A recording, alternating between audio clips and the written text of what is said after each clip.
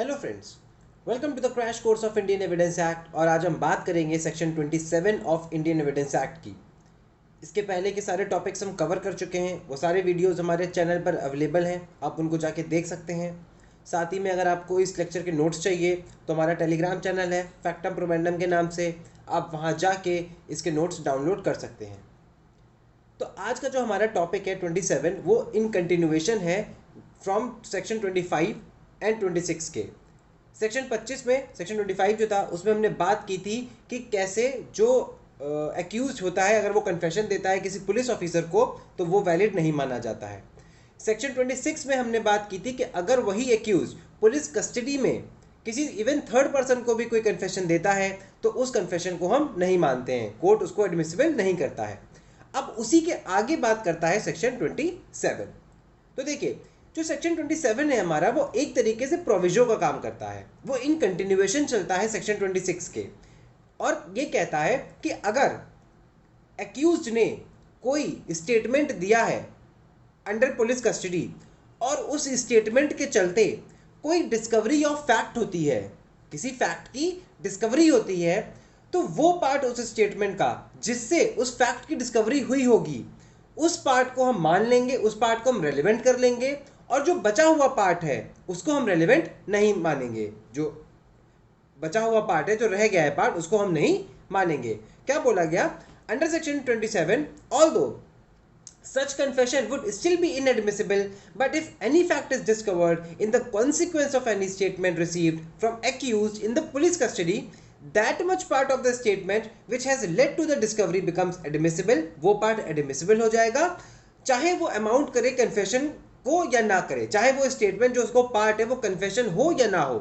Okay, now in the case of Mohammad Inayatullah Khan versus state of Maharashtra, ये बोला गया था कि for the application of section 27 the statement must be split into its components. उसको तोड़ना होगा उसके कंपोनेंट्स में, and only those components and portions which were the immediate cause of the discovery would be legal evidence and not the rest. और बाकी जो बचा हुआ होगा वो लीगल एविडेंस नहीं माना जाएगा, और उसको क्या किया जाएगा, एक्साइज कर दिया जाएगा और रिजेक्ट कर दिया जाएगा। इसको एक एग्जाम्पल के रूप से समझते हैं। मान लीजिए एक केस है, उसमें ए ने पुलिस ऑफिसर को कन्फेशन किया है कि मैंने बी का खून किया, और उसका खून किससे किया, एक गन से किया, और उस गन को मैंने छुपा दिया है अपने घर के बैकयार्ड में। अब पुलिस वहां पे पहुंचती है, उसके बैकयार्ड से उस गन को निकालती है। यहां पे डिस्कवरी ऑफ फैक्ट क्या हुई कि उन्होंने वो गन को निकाला। तो वो पार्ट ए के स्टेटमेंट का वो पार्ट जिसमें उसने ये बोला था कि उसने वो गन को अपने बैकयार्ड में छुपाया है, उस स्टेटमेंट को तो रेलेवेंट मान लिया जाएगा, बिकॉज उस स्टेटमेंट के डायरेक्ट कॉन्सिक्वेंस से वो गन निकली। और जो पहला पार्ट था कि मैंने बी का खून किया है, वो पार्ट को हम रेलेवेंट अभी भी नहीं मानेंगे, बिकॉज वो अभी प्रूव नहीं हुआ है, उसको प्रूव नहीं किया गया है। ओके, देखो सेक्शन 27 जो है वो बेस है on the doctrine of confirmation bye subsequent events. कहने का ये मतलब है, हम ये मानते हैं कि अगर स्टेटमेंट कोई दिया है एक्यूज ने पुलिस कस्टडी में और उसके चलते कोई फैक्ट की डिस्कवरी होती है, तो हम ये प्रिज्यूम कर सकते हैं कि हाँ, वो पार्ट जो उसके स्टेटमेंट है का है वो ट्रू होगा, वो सच होगा। तो उस पार्ट को तो हम मान लेते हैं, लेकिन बाकी बचे हुए पार्ट का, क्योंकि उसका कोई अभी तक हमें कंफर्मेशन नहीं मिला है बाय सब्सिक्वेंट फैक्ट्स को, तो उस पार्ट को हम नहीं मानेंगे, पहले दूसरे वाले पार्ट को मान लेंगे। फॉर एग्जाम्पल, उसने ये बोला कि गन जो है वो छुपी हुई है मेरे बैकयार्ड में। ए ने ये बोला था कि गन छुपी हुई है मेरे बैकयार्ड में, और उसके बाद वो गन मिल भी जाती है उसके बैकयार्ड से। तो जो सेकंड स्टेटमेंट है वो तो प्रूव हो गया कि हाँ, ये सच बोला उसने, लेकिन अभी भी जो पहला पार्ट है कि मैंने बी को मारा, ये पार्ट अभी भी प्रूव नहीं हुआ है, ये पार्ट अभी भी प्रूव नहीं हुआ है। इसीलिए इसको तो हमने एडमिट नहीं किया, लेकिन बाद वाले पार्ट को एडमिट कर लिया। उम्मीद है थोड़ा बहुत समझ में आया होगा। इस बात को हम और समझेंगे इस केस से। एक केस था पुलुकुरी कोटैया वर्सेस एम्परर का केस था। ये 1947 का केस है, प्रिवी काउंसिल ने इसको डिसाइड किया था। ओके, इस केस के मैं फैक्ट्स पढ़ रहा हूं। In this case a number of accused were being prosecuted for rioting and murder. High court ने उनमें से कुछ को डेथ के लिए सेंटेंस कर दिया था, और कुछ को जो है सेंटेंस कर दिया था ट्रांसपोर्टेशन फॉर लाइफ में। 1950 से पहले जब हमारा आईपीसी था उसमें एक पनिशमेंट था ट्रांसपोर्टेशन ऑफ लाइफ, उसको अब हटा दिया गया है। पहले लेकिन ये था काला पानी की सजा इसको बोलते हैं, ठीक है। Now they appeal to the privy council, उन्होंने इस सेंटेंस के खिलाफ अपील किया प्रिवी काउंसिल में इस ग्राउंड पे कि उनके जो स्टेटमेंट्स हैं, उन्होंने जो स्टेटमेंट्स दिए थे पुलिस कस्टडी में, वो एडमिट किए गए हैं in violation of section 26 and 27 of Indian evidence act. उनमें से एक स्टेटमेंट था कि some days ago I Kotaiah and people of my party were waiting for Sivaiah and others, we all beat Sivaiah and Subbaiah to death. हम लोगों ने सिवैया और सुबैया को मार दिया। रमैया जो हमारी पार्टी का था, उस स्टेटमेंट ने बोला रमैया जो हमारी पार्टी का था उसके हाथ में चोट लग गई और उसके हाथ में एक स्पीयर था, उसने वो स्पीयर मुझे दे दिया और मैंने वो स्पीयर जो है अपने विलेज के रिक में छुपा दिया। तुम अगर मेरे साथ चलते हो, अगर आप मेरे साथ आते हो तो मैं दिखा दूंगा कि वो कहाँ है। और ये सब हम लोगों ने किया था at the instance of Kotaiah, Kotaiah के कहने पे। ये पूरा एक स्टेटमेंट है। एक और एक्यूज था, उसने स्टेटमेंट दिया कि आई स्टैब्ड सिवैया विद स्पीयर, मैंने स्पीयर से सिवैया को स्टैब किया और मैंने वो स्पीयर अपने विलेज के यार्ड में छुपा दिया। आप चलो मैं आपको दिखाता हूं। नाउ इन दोनों स्टेटमेंट्स में से दोनों स्टेटमेंट जब कोर्ट को पुलिस के पास आ गए तो उन दोनों स्टेटमेंट के एज अ रिजल्ट क्या हुआ कि वो जो स्पीयर्स की बात की थी स्पीयर मिल गया।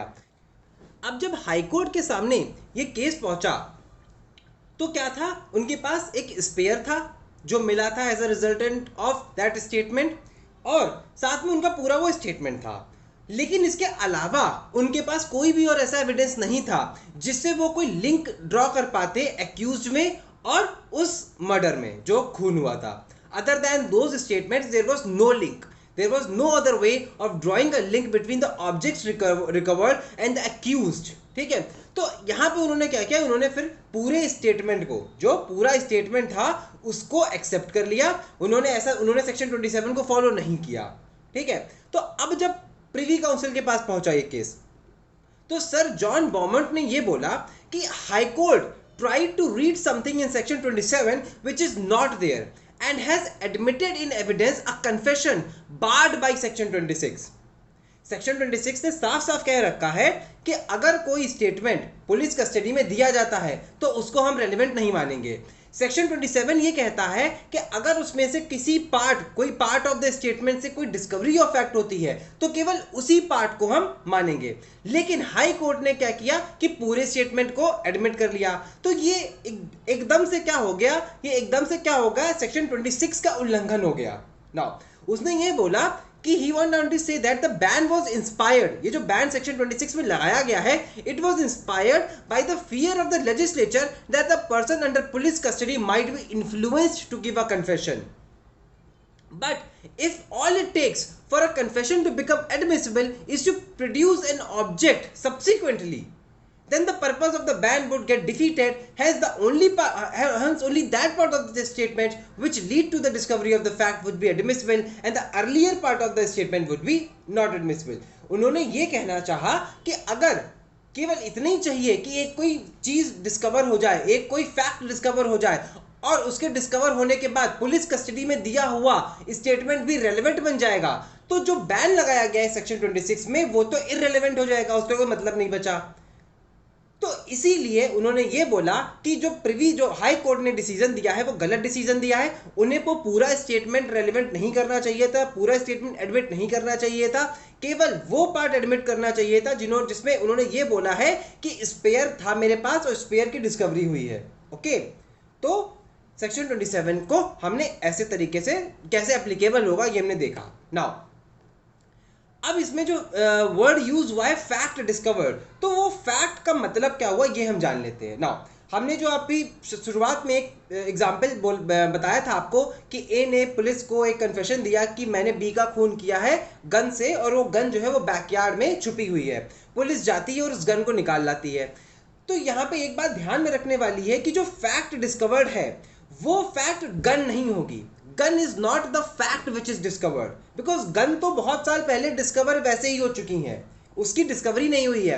यहाँ पे फैक्ट क्या डिस्कवर हुआ है, यहाँ पे ये फैक्ट डिस्कवर किया गया है कि अक्यूज्ड के नॉलेज में एक गन थी जो कि उसके बैकयार्ड में छुपी हुई थी और उस नॉलेज को या उस जो मेंटल कॉन्शियसनेस है उसके रिजल्ट से क्या किया आपने, उस गन को निकाल लिया, तो that is the fact discovered, ना कि केवल गन।